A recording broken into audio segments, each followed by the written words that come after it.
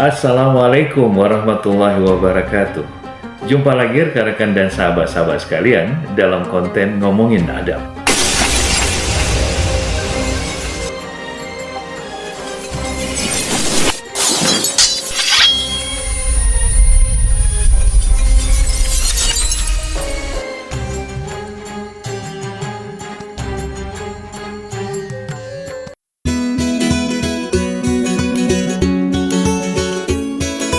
Halo semuanya, jumpa lagi bersama saya Coach Hendra Hilman di channel YouTube Coach Hendra Hilman ya. Hari ini suasananya sangat berbeda banget karena saya lagi di outdoor, lagi jalan-jalan ya, berhubung hari libur gitu. Nah, tapi intinya saya ingin berbagi tips bagi Anda yang para pemilik bisnis juga penonton YouTube saya. Intinya kalau kita punya bisnis jangan gitu-gitu aja. Harusnya bisa inovatif, harusnya bisa kreatif. Bagaimana caranya bisa kreatif? Gampang. Caranya adalah Anda tinggal tanya sama diri sendiri. Bagaimana caranya jika kalau begini gimana? Ya, what if? Kalau begini gimana? Coba kalau begini gimana? Nah, jadi coba Anda tanya dalam diri sendiri, atau Anda tanya ke setiap, misalnya Anda punya bisnis restoran, Anda lihat menunya, terus begitu lihat, wah ini kayaknya gini-gini aja ya, rasanya cuma misalnya punya minuman nih, coklat, strawberry, vanilla, gini-gini aja. What if? Kenapa kalau nggak, gimana kalau kita tambahin misalnya jeruk nipis? Gimana kalau kita tambahin buah naga dan sebagainya? Jadi kreativitas di sana bisa muncul, ya. Nah, saya akan lanjutkan tips saya. Tapi sebelumnya, bagi Anda yang baru pertama kali nonton channel saya, Anda bisa subscribe, jangan lupa like, komen, dan share ke teman-teman Anda.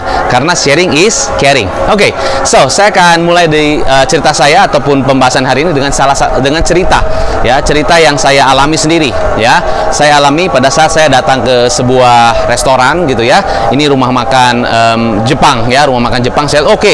Jadi di situ itu kalau di sebuah mall ya, lalu saya datang ke sana, itu banyak sekali restoran-restoran dan ya semuanya ya menyajikan makanan-makanan Jepang. Semuanya ramen, sushi. Nah, bingung kan? Kalau kita datang ke food court, semuanya ada berbagai macam jenis makanan, lebih mudah karena makanan satu sama makanan dua sama makanan tiga beda. Ini Indonesian food, ini Korean food, ini Japanese food, ini mungkin Western food gitu kan. Nah, ini di dalam satu mall ini ya, semuanya di komplek itu jualan semua makanan Jepang. Nah, bingung kan yang mana? Ya, Anda juga pasti bingung kan? Saya juga bingung gitu ya. Jadi begitu saya masuk, ini Jepang semua ya? Iya Pak, Jepang semua Pak. Makanya lihat di tulisannya Pak. Tuh, Kampung Jepang. Oh iya, bener juga ya. Oh, Japanese Village. Oh, keren. Ya udah saya masuk tuh. Semuanya jualan ramen. Nah, jadi yang mana yang pertama kali saya lihat dan yang mana yang saya pilih ya, pengalaman saya begitu saya masuk semuanya keren-keren, visualnya pakai gambar, pokoknya itulah dekorasinya keren banget ya, signage-nya keren banget. Di sini warna merah, di sini warna korin, di sini orange, di situ warna kuning. Ya pokoknya keren-keren, semuanya dengan dekorasi dan pernak-pernik Japanese style banget. Nah, cuma setelah lihat dekorasinya bagus-bagus, makin bingung saya, yang mana yang harus saya pilih ya, gitu kan, bingung banget. Terus udah gitu gimana? Udah gitu saya lihat deh, oke. Setelah itu lihat, oh menunya, semua di depan restoran itu ada menu semua ya. Ini menu ini menu, semua aja menu. Nah, setelah menu sebelahnya ada mbaknya. Ya, ini mbaknya pakai baju merah, di situ mbaknya pakai baju orange, di situ mbaknya pakai baju biru, di situ mbaknya pakai baju putih hitam. Nah, itu kelihatan yang training gitu ya, lagi training mbaknya ya. Oke, jadi kalau gitu begitu lalu saya masuk. Oke, lihat nih yang mana yang kira-kira, oh saya coba deh yang mbaknya pakai warna merah karena saya suka merah kebetulan. Oke, Mbak, ini yang enak yang mana ya? Iya Pak, ini semuanya enak Pak. Oh gitu ya. Ada yang spesial mana? Ini Pak, yang spesial ini nih, yang ramen ini nih Pak. Ini banyak dicari nih. Nih makanya kita ada bintangnya sampai 5. Oke. Jadi ramen ya spesialnya ya. Sushi ada nggak? Sushi juga ada Pak. Tempura ada? Tempura juga ada Pak. Oke, Pak silakan Pak kalau masuk Pak. Oke, sebentar ya Pak, saya lihat-lihat dulu ya. Saya ke sebelah. Mbak yang pakai baju orange. Mbak, yang mana nih yang enak? Ya kita semua enak Pak. Ini ada yang ramen, ada Mas juga kalau suka. Ini ada yang udon juga enak. Oke. Ramen udon ya, ada lagi ya? Sushi ada nggak? Ada Pak, semua ini enak nih tuh Pak. Kebanyakan kita tamu-tamu kita banyaknya makan yang ramen Pak, enak banget Pak. Pak silakan Pak masuk Pak. Oke, ya udah Mbak, sebentar ya Mbak, saya pikir dulu ya. Saya jalan lagi ke yang Mbak yang training. Ya, yang tadi bajunya putih dan hitam. Saya tanya, Mbak, ini yang mana yang enak nih? Tadi waktu pengalaman pertama, pengalaman kedua, dia bilang semuanya enak. Nah, begitu yang ketiga, ini orang training nih. Saya tanya, Mbak, yang mana yang enak nih? Bapak lagi pengen makan apa? Nah itu saya bingung Mbak. Oke, Bapak pengen yang anget-anget atau pengen yang fresh atau pengen nasi apa gimana? Kayaknya nasi deh. Oke Pak, gini, ini nasi ya. Nasi kita macam-macam Pak. Ada nasinya pakai telur ya, ada yang bento ya, ada yang pakai tempura. Bapak suka yang gimana? Yang kuah-kuah atau yang kering Pak? Mungkin panas gini sih enaknya yang kering ya. Ya Pak, boleh nih. Kebetulan Pak, ini kalau Bapak peken paket bento ini ada dengan paket, ada fresh juice-nya Pak. Oh gitu ya. Iya, boleh deh Pak. Nah, akhirnya saya masuk ke kedai Jepang yang mbaknya nggak pakai baju merah atau kuning atau orange atau biru, tapi yang putih hitam. Ini orang training. Nah, pertanyaannya, kok saya bisa masuk ke kedai Jepang yang seperti itu? Ternyata cara menawarkannya berbeda, cara menjelaskannya berbeda. Yang pertama, tadi dia bilang, Mbak, yang mana yang enak? Dia langsung jawab dengan jawaban kan? Iya, memang salah nggak jawabannya? Nggak salah, benar jawabannya. Yang enak yang mana? Ramen enak. Yang mana yang enak? Ini semua enak, memang betul. Tapi begitu yang ini saya tanya, yang mana yang enak? Sebentar Pak, sebelum saya jawab, mungkin jawabnya nggak gitu ya. Saya ingat-ingat jawabnya bilang, ya Pak, Bapak lagi pengen makan apa? Wah, jadi dengan demikian saya lebih ditanya lagi, saya merasanya dia lebih care sama saya, ya. Bukan hanya menunjukkan produk-produk yang enaknya, tapi dia tanya, oh, Bapak lagi pengen makan apa? Nah, ini tips pertama buat Anda. Berarti, ya, kalau kita jualan produk, ya, dan kalau produknya sama semua, tentunya yang bikin beda adalah bagaimana cara Anda memberikan service atau Anda care nggak kepada pelanggan Anda, ya. Itu satu, ya, tips. Saya seneng banget nanti kalau saya datang ke sini, saya mungkin mau makan di sini lagi. Terima kasih Pak.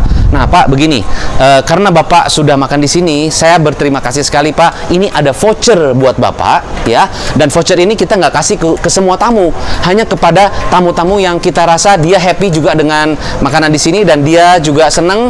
Ya ini Pak, kita kasih. Ini vouchernya hanya bisa digunakan cuma sampai akhir bulan ya Pak ya. Ini vouchernya Pak, Bapak simpan baik-baik ya Pak ya. Ini Pak, ini senilai 50.000 Pak. Berapa? 50.000. Bapak simpan baik-baik ya Pak ya. Jadi oke saya simpan. Nah, tips kedua adalah, ya, bisa jadi Anda kasih sesuatu voucher ke customer. Tapi sukses bukan tentang apanya, sukses bukan tentang vouchernya, tapi bagaimana cara dia memberikan voucher kepada saya. Itu yang membuat saya, wow, ternyata gini, ada kan begini ya.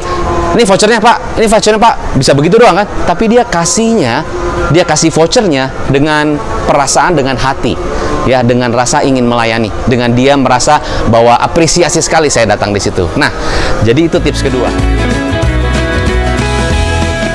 Lalu setelah selesai saya mau bayar gitu kan? Oke, begitu mau bayar, ya Pak, oke, ini Pak vouchernya udah ya Pak? Ya oke. Pak, by the way Pak, kita punya gift ya. Oh gift ya? Iya. Karena Bapak pembeliannya ternyata di atas sekian ya. Jadi Bapak dapat gift. Wah, giftnya apa? Giftnya Pak, kita ada sumpit Pak. Oh, sumpit ya? Iya, sumpitnya ini spesial Pak. Jadi sumpitnya ini benar-benar handmade ya. Terus ada tulisan dari ownernya. Ownernya kebetulan orang Jepang. Jadi dia tulis handmade Pak. Dia berikan sumpit ini kepada customer yang spesial. Oh, wow, luar biasa ya. Iya. Jadi Pak, Bapak dapat sumpit ini. Mohon Bapak bisa gunakan dengan baik ya. Sumpit ini spesial Pak, dan ini very limited. Ya, nggak semua dapat sumpit. Oke Pak, terima kasih ya. Oke Pak, by the way Pak, gini Pak, Bapak mau nggak? Ini kebetulan kita punya saus ya. Saus kita ini cocok banget untuk dimakan di rumah.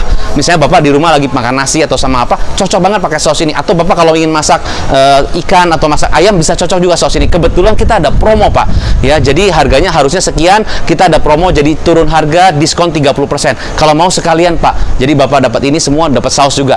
Nah, karena saya sudah puas dengan servisnya, begitu dia tawarkan langsung saya mau, malah saya beli 2 sausnya.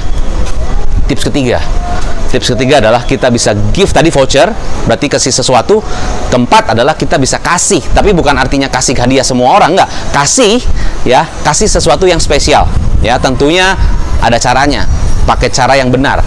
Dan dari situ kita bisa jualan, cross selling ataupun upselling.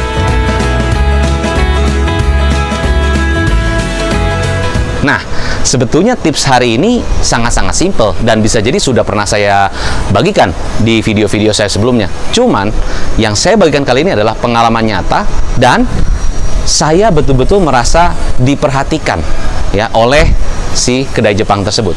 Nah, supaya Anda berbeda, Anda harus fokus kepada servis, Anda berikan nilai tambah, Anda peduli kepada mereka, dan Anda bisa kasih gift kalau perlu, ya. Nggak semua orang kasih gift, tapi bisa kasih gift sebagai bentuk Anda peduli dengan customer Anda, tapi dengan how yang tepat. Oke, nah semoga tips saya bisa membantu Anda, para pemilik bisnis dan para pengusaha di luar sana. Kadang-kadang untuk bisa bisnis berhasil dan semakin banyak customer yang datang dan juga brand Anda diingat oleh customer, Anda nggak usah pikir yang aneh-aneh dan nggak usah pikir yang rumit-rumit. Pikirkan yang very basic, tapi Anda lakukan dengan benar. Semoga bisa bermanfaat. Sukses selalu. Take care, stay healthy, stay positif. Salam pengusaha.